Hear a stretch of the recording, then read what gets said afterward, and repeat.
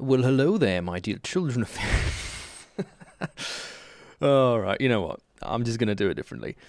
So, flying planes for me in War Thunder is like learning how to ride a bike. You learn it once, and you know it permanently.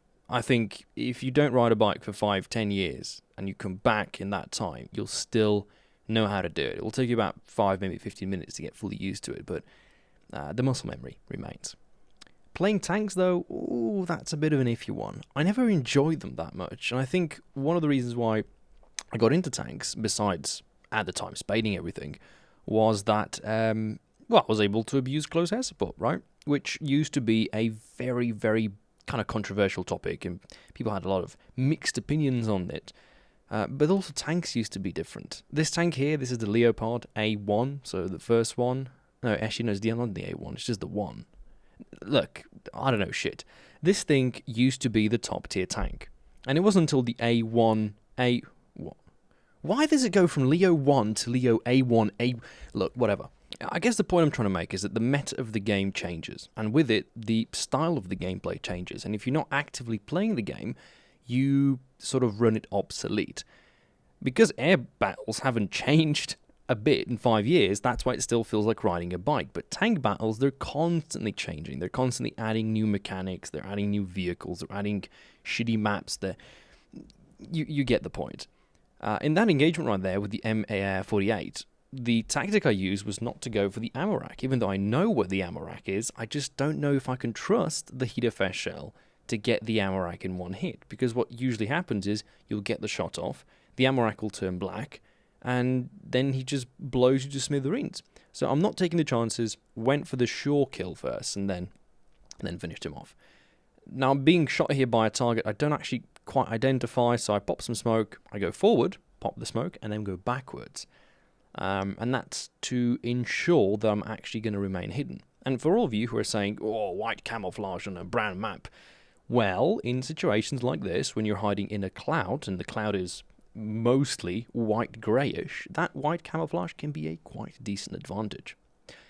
But there's one thing in this game that doesn't care about smoke, doesn't care about your camouflage, doesn't care about much about anything, and it's called the artillery shell of RNG.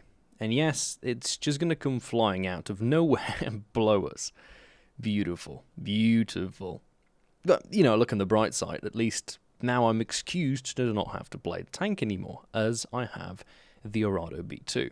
Now, if you pay close attention there, I have 2 Arados in my lineup, the C3 and the B2. The reason I can't spawn the C3 in is because the C3 is a 7.3, I believe, battle rating vehicle, and this thing is 6.7, so because it's lower BR, it doesn't have any guns, we're getting a lower spawn cost. I got 1 tank kill, so that was 2 shots that I did.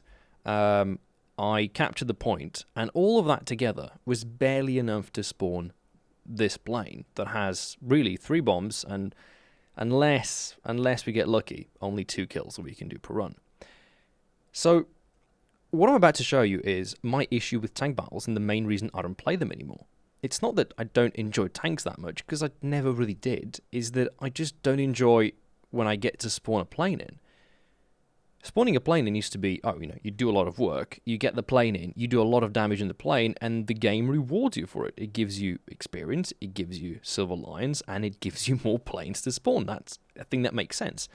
In the current state of the game, though, you have to do more than a lot of work to get a plane in, and then once you do, you're not actually rewarded. In fact, that also happens.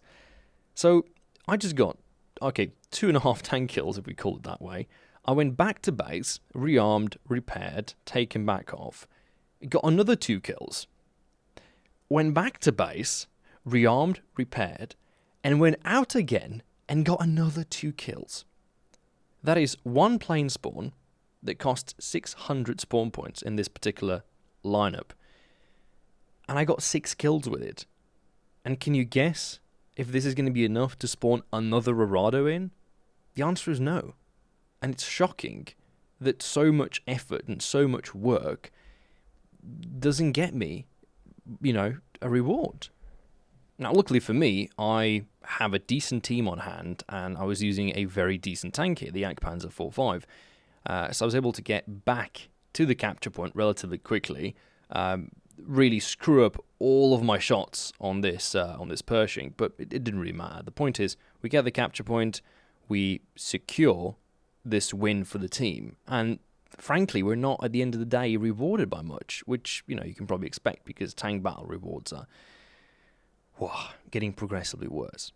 And I think it's this mixture of what used to be in the game. You always have a memory of what things used to be like, and when you compare that to the reality, the active reality, and you don't see yourself getting more for doing more, it's not rewarding. Nobody wants to play a game that rewards them less for the more they do.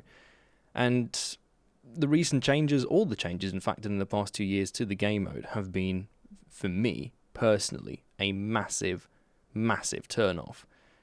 The changes to spawn point mechanics, the changes to plane spawns, more nations being added, bad maps being created, all these things, they slowly kill your interest for the general game, and most importantly, the fun. And here's another great example of things that I don't enjoy. This is a different match on Kursk. Now, Kursk is, I believe, next to Karelia, the oldest map that exists in the game. But it's not it, Chief, because this is not the map that existed in the beginning. The map was changed. Karelia was changed as well, and Ash River was adapted, and Jungle was changed a bit. These changes, if they were good, I don't think anybody would mind, but they weren't. This map turned from what used to be a very fun map for me to play to a map that I just genuinely quite hate. What they did to the map is they made it a bit bigger. They sort of ladled it quite thin. They added the Sea Point, Auschwitz area, and they removed some of the camping abilities that the map used to offer, which I feel they've done in a lot of maps. They tried to take these areas where players used to sort of sit and camp, and they made them inaccessible. They would either make a map border there, or they would create like jaggedy edged rocks where tanks could no longer go to. I'm not a fan of those camping spots, but they're memorable. And the fact is that once you know where a camping spot is, you tend to sort of low-key pay attention to it. But on a map like this, there are so many different spots that you can potentially get shot from, so many different trees and bushes, which some players see and some players don't, depending on, of course, their computer settings. It's not at all based on the settings you actually tend to choose, which is, I don't know how to do it. I don't know how to play the game effectively anymore, how to get into positions that would matter, because there's been so many changes done that in order to learn, you would have to spend, again, hundreds and hundreds of hours. And reasons why shots like this don't register is beyond me. I'm not saying that tank shouldn't have killed me. All I'm saying is that my shell should have done something, at least. But of course, that's never been changed. I don't think it ever will be. But again, we did a camp spot, we got a kill. Fantastic, we can now get a plane in. And this time, it's the C3. So this is Arado and steroids, right? Well, there's a few disadvantages here. The first and foremost is that if we do go back to airfield and land, which we will, it's going to be much harder to land because the plane just retains so much energy, and we're landing on, again, a grasshopper landfill because, God forbid, this game would actually get airfields that are big enough to fit the planes that are trying to land and take off. The bombs are fantastic, but because the map is so spread out, we don't really have much of an option to go for, say, a double kill. So there goes 2 bombs for a single plane. Then we go head on with a Corsair, which was a good idea on his part. We do get damage, but I don't really care. I just got an IS-4M, which is a heavy tank. We got a F4U Corsair, which could have been annoying, but probably not the biggest death trap. And then because I can't see anybody in C point, and I do see this T-55, T-55, I don't know what it is, but it's probably dead now. We get the bomb off and return to base.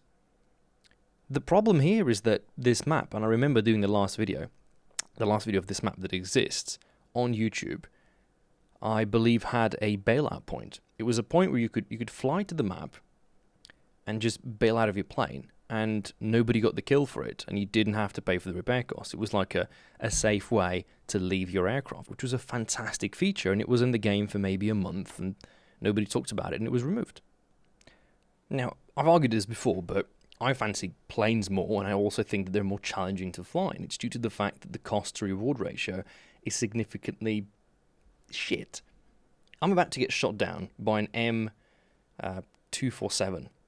I've never played it, I don't know how it plays, but I just know that it has proximity fuse and it has radar and it should not be fighting an Arado C3. But now, in this case, luckily for me, I was able to deposit the bombs because he was being ignorant, but I've just been shot down in minimum 600 spawn point plane by an SPA that, judging from my spawn costs here, costs 70 spawn points. It's a ludicrous price difference, and I don't understand why SPA still costs so little. Why it's such a brain-dead vehicle that has such a massive effect. And to even think about the ADATs and all these top-tier mishmashes that people actually bother to play and bother to research and unlock and talisman and spend money on, it's relatively depressive. And here's another little great clip from the Jagdpanzer 4.5. I heard so many things about this tank being bad and not being that good. It's fantastic. Here we go. Shot the loader. Immediately changed target for the... Is that a French? I think it's the AMX. Yeah, whatever. And then we finish off the T-54. Brilliant, simple, zero effort double kill there. And now I want to segue to my final problem, my final issue, which has to do with that right there. That was a brilliant Amarak shot, right? That's what I was talking about. Once you're comfortable with the game, you can do those shots. And we used to do those shots every day, all day back in the day.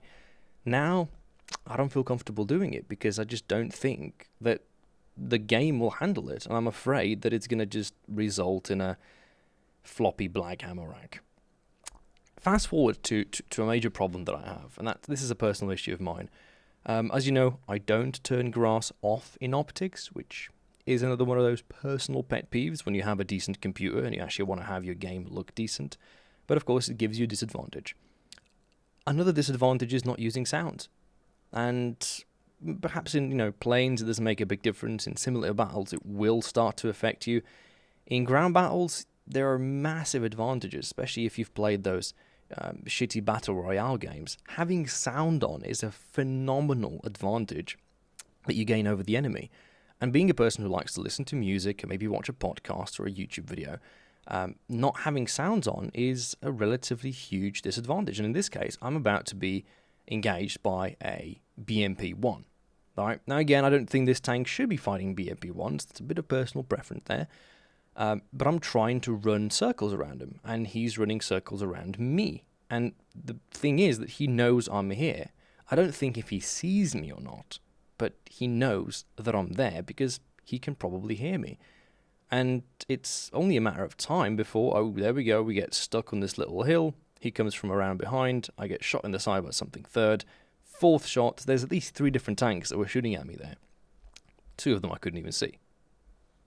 My primary concern with tank battles is that they've lost their sales value for me, because there's really very little that they offer that I can't find in other game modes or perhaps other games or, dare I say, real life. And I think viewers, most of you, if you have something, if you have a hobby, if you have a sport that you do, try to put a little bit more time for just 1 month. Test it out, put a little bit more effort into that one thing that you actually enjoy doing, and you'll start to see that this negativity that you most likely get from playing this game is just going to wither away. It's a stress factor like no other, and it's very difficult to explain unless you've actually given it a try.